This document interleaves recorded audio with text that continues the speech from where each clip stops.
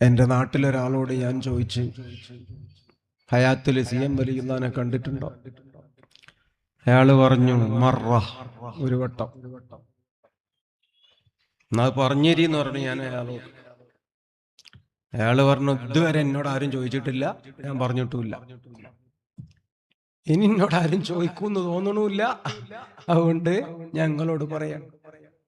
ആ വ്യക്തി എന്നോട് പറഞ്ഞു സുബ്ഹാനല്ലാഹ്, അദ്ദേഹം പറഞ്ഞു ഞാന് കല്യാണമൊക്കെ കഴിച്ചു, എന്റെ കടിഞ്ഞൂൽ കുഞ്ഞ് പിറവിയെടുത്തു, ഭാര്യയ്ക്ക് എന്തോ ഒരു മാനസികമായ പിരിമുറുക്കം, അവൾ ആത്മഹത്യ ചെയ്തു. നിങ്ങൾക്കറിയാലോ? എനിക്കറിയാം. ആരും എന്നെ വേട്ടയാടിയിട്ടില്ല, പക്ഷേ പോയില്ലേ, കുട്ടി മാത്രം ബാക്കിയായി. ഞാൻ അനുഭവിച്ച വേദന, ആ കുട്ടിക്കും നിത്യരോഗവും പ്രയാസങ്ങളും.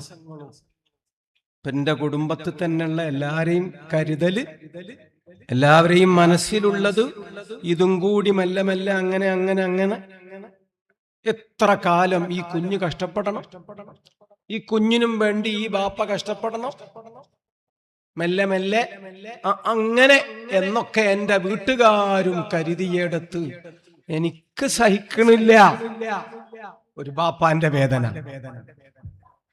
ഞാനിങ്ങനെ കിടന്നിട്ട് കഷ്ടപ്പെടുമ്പോ നിങ്ങളെ വാപ്പയോട് ഞാൻ പറഞ്ഞു എന്താ ചെയ്യ, ഞാൻ എന്താ ചെയ്യ? മുപ്പര് പറഞ്ഞ് ഇന്ന് പോയി നോക്കടോ മൂല്യാരെടുത്ത്. CM വലിയുള്ളാന്റെ അടുക്ക് പറഞ്ഞയച്ചു എന്നെ, ഹയാത്തിലുള്ളപ്പോൾ പോയി. ബഹുമാനപ്പെട്ടവരോട് സങ്കടം പറഞ്ഞു. മഹാനവറുകൾ പറഞ്ഞു പേടിക്കണ്ട, ആ കുഞ്ഞു മരിച്ചു പോവുകയൊന്നുമില്ല, നല്ല മോളായി, വലിയ മോളായി വരും, അവളെ കെട്ടിച്ചു കൊടുക്കാൻ വലിയ ഒരു മഹാൻ ഇങ്ങോട്ട് വന്നുകൊള്ളും, കല്യാണം നടത്തി കൊടുക്കാൻ എന്നൊക്കെ CM വലിയുള്ളാഹി എന്നോട് പറഞ്ഞപ്പോ ഞാൻ ആവശ്യപ്പെട്ടതിലും കുറെയേറെ ബഹുമാനപ്പെട്ടവരോട് എനിക്ക് കിട്ടി. എനിക്കിനി എന്താ വേണ്ടത്? എനിക്കിനി എന്താ വേണ്ടത്? സന്തോഷത്തോടെ ഞാൻ കോണി ഇറങ്ങി പോന്നതാ. പിന്നെ കുഞ്ഞിന് സൂക്കേടായാലൊന്നും എനിക്കൊരു പ്രയാസവും ഇല്ല. ബഹുമാനപ്പെട്ടവർ പറഞ്ഞ പോലെ എന്റെ ഭാര്യയുടെ അനുജത്തി എന്റെ ഭാര്യയായി വന്ന് അതിലൊക്കെ കുഞ്ഞുങ്ങളുണ്ടായി. എന്റെ വലിയ മോളായി തന്നെ വളർന്ന് വലുതായി. അതിൻ്റെ അടുക്ക് CM വലിയുള്ള വഫാത്തായി പോയി, നിങ്ങളെ വാപ്പയും മൂത്താപ്പയൊക്കെ വഫാത്തായി പോയി.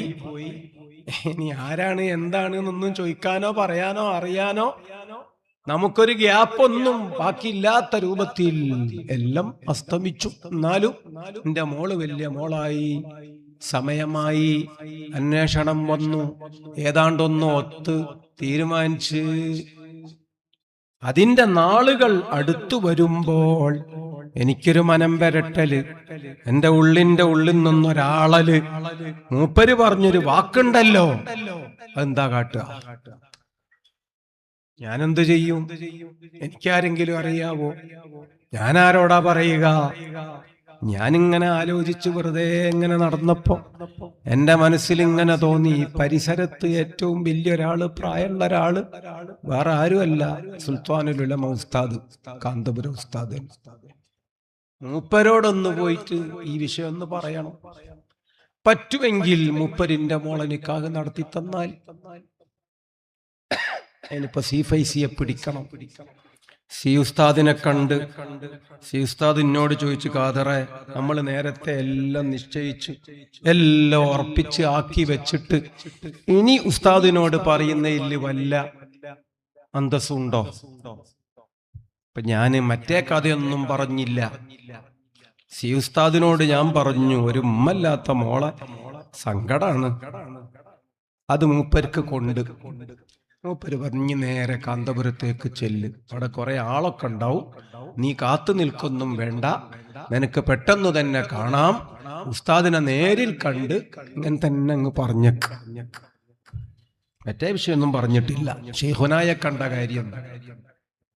കാന്തപുരത്ത് എന്ന് ഉസ്താദിനെ കണ്ട് ഇങ്ങനെ ഒരു മോള് അടുത്ത ദിവസം നിക്കാഹാണ്, ആയിക്കോട്ടെ ഞാൻ വരാം എന്നു പറഞ്ഞ ഉസ്താദ് അവർകൾ ഡയറി എടുക്കുന്ന് പറഞ്ഞ് അത് വായിപ്പിച്ചപ്പോൾ അല്ലോ അന്ന് പറ്റൂല, ഒരു നിലക്കും നിർവാഹമില്ല, നിങ്ങൾ നിശ്ചയിച്ചു കഴിഞ്ഞതല്ലേ, അതുകൊണ്ട് ഇപ്പൊ ഏതായാലും മാറ്റം അതും ശരിയല്ല, തൽക്കാലം നമ്മൾ ഇപ്പൊ ഇവിടുന്നുണ്ട് ദ്വാരക്കുക എന്നും പറഞ്ഞ് അവിടെ നിന്ന് നല്ലൊരു ദുഴയും ചായയും ഒക്കെ തന്നു ഉസ്താദ് പിരിച്ചുവിട്ടപ്പോ ഇനി എനിക്ക് ചെയ്യാനൊന്നും ബാക്കിയില്ലാത്ത രൂപത്തിൽ ഞാൻ ആ വിഷയം മുറിച്ചിട്ടതാണ്, അവസാനിപ്പിച്ചതാണ്. പക്ഷെ ഉണ്ടായതെന്താണ്? തലേ ദിവസം രാത്രി അതോ വൈകിട്ടോ C5C വിളിക്കണ്, ഖാദറെ എന്റെ മോളെ കല്യാണം നാളെയല്ലേ? ആണ്.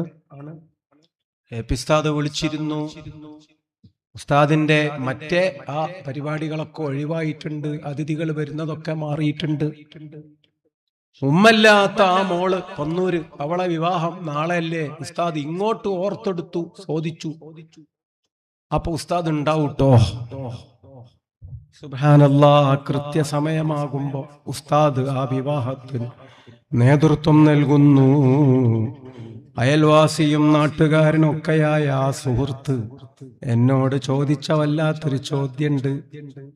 എന്നോട് അയാൾ ചോദിച്ച ചോദ്യം, ഞാൻ പ്രവർത്തകനൊന്നുമല്ല, ബന്ധുവല്ല, നാട്ടുകാരനുമല്ല, ഉസ്താദിന് എവിടെ ഒന്നും കളാവൂല്ല, എന്നിട്ട് എന്റെ വീട്ടിൽ 1 മണിക്കൂർ ഉസ്താദ് വന്ന് അങ്ങനെ കുത്തിരിക്കുക, വിശ്രമിക്കുക, എന്നിട്ട് ഈ വരൻ വരുന്നത് വരെ കാത്തിരിക്കുക, എന്നിട്ട് ഉസ്താദ് നിക്കാഹിന്റെ കൃത്യനേരത്ത് ഇങ്ങനെ ഈ നിസ്കാരപ്പള്ളിയിൽ നടക്കുന്ന ഈ നിക്കാഹിന്റെ സദസ്സിന് നേതൃത്വം നൽകാൻ ഇറങ്ങി വന്നപ്പോ നിങ്ങൾ ഞെട്ടിയിട്ടില്ലേ? നിങ്ങൾ എന്നോടാ ചോദിക്കണ അയാള്. സുബ്ഹാനല്ലാഹ്, അയാള് പറഞ്ഞു, ഇത് ഞാൻ ഒപ്പിച്ചതല്ല, C5C ഒപ്പിച്ചതല്ല, ഇതൊപ്പിച്ചത് അവിടുന്ന്. പണ്ടത്തെ തീരുമാനം. ഓള് വലിയ മോളാകും, ഓളെ കെട്ടിച്ചു കൊടുക്കാൻ വലിയൊരു മഹാൻ ഇങ്ങോട്ട് വന്നുകൊള്ളും. സുൽത്താനുൽ ഉലമയുടെ വരവിനെ പറ്റി അന്ന് ബഹുമാനപ്പെട്ടവർ പറഞ്ഞ വാക്ക്. ദേവർഷോല സലാം മുസ്ലിയാർ പറഞ്ഞു കൊടുക്കണം ആ അനുഭവം ഈ ഇരിക്കണ വളണ്ടിയർമാരോട്. ഈ കല്യാണവും പരിപാടിയൊന്നും ഇന്ന് തുടങ്ങിയൊന്നൊന്നുമല്ല, ഒക്കെ പണ്ടേ ഉള്ളതാണ്. ഇത് മഹാന്മാരെ ഏൽപ്പിച്ച ഉത്തരവാദിത്തമാണ്. പൈസ ഇല്ലാത്ത പെൺകുട്ടികളെ കെട്ടിക്ക്, ബാപ്പല്ലാത്ത പെൺകുട്ടികളെ കെട്ടിക്ക്, ഉമ്മല്ലാത്ത പെൺകുട്ടികളെ കെട്ടിക്ക്. സലാമുലിയാർ ഞെട്ടിപ്പോയി. തലേ ദിവസം രാത്രി 10 മണിയായപ്പോൾ തെരഞ്ഞെടുപ്പ് കമ്മീഷന്റെ ഉദ്യോഗസ്ഥന്മാർ വന്നു പറയുന്നു, നാളെ സദസ്സിൽ പിരിവ് പാടില്ല, കൗണ്ടറുകൾ പാടില്ല, പരസ്യമായി സംഭാവനകൾ സ്വീകരിക്കാൻ പാടില്ല, പെരുമാറ്റച്ചട്ടം, തെരഞ്ഞെടുപ്പ് എല്ലാവർക്കും ബാധകം, ഇവിടെ ഗ്രൗണ്ട് നിറയെ CID-മാരുണ്ടാവും. എന്ത് കാട്ടും? സുൽത്താനുൽ ഉലമക്ക് വിളിച്ചു, എന്തു ചെയ്യും? ഉസ്താദ് പറഞ്ഞു, അല്ലാഹു തരൂ. ഒറ്റ മറുപടിയാണ്. സുബ്ഹാനല്ലാഹ്. കഴിഞ്ഞ ദിവസം കണ്ടപ്പോ ചോദിച്ചു, എന്താക്കിന്? ഒന്നുമില്ല, 20 ആവശ്യം, 17 അല്ലാഹു തന്നു, ബാക്കി 3 ഒരാഴ്ച കൊണ്ട് അൽഹംദുലില്ലാഹ് ഖലാസ് ഖല്ലി വല്ലി മുഷ്കിൽ. ഇതാണ് പരിപാടി. മഹാന്മാർ ഏൽപ്പിച്ച ഉത്തരവാദിത്വം ശരിയാവണ്ണം നിർവഹിക്കപ്പെടുമെങ്കിൽ, നമ്മൾ അതിനൊക്കെ ചേർന്ന് നിന്നുകൊടുത്ത് നല്ല ഉഷാറിലും ഒപ്പം നിൽക്കുമെങ്കിൽ, നഹ്നുല്ലദൂന ബായഉ മുഹമ്മദ അലൽ ജിഹാദി മാ ബഖിനാ അബദ. ആ മഹാന്മാരെ പട്ടാളം നമ്മളാണ്, നമ്മൾ അവരുടെ പ്രജകളാണ്. അവരുള്ളയിടത്തൊക്കെ പോകാൻ നമുക്കും സമ്മതം കിട്ടുന്ന കാര്യമാണ്. അല്ലാഹു സുബ്ഹാനഹു വ തആല നമ്മളെയൊക്കെ ഖബൂലാക്കി തരട്ടെ. മഹാന്മാരെ കാവലിലും ബറക്കത്തിലും ആക്കി തരുമാറാകട്ടെ.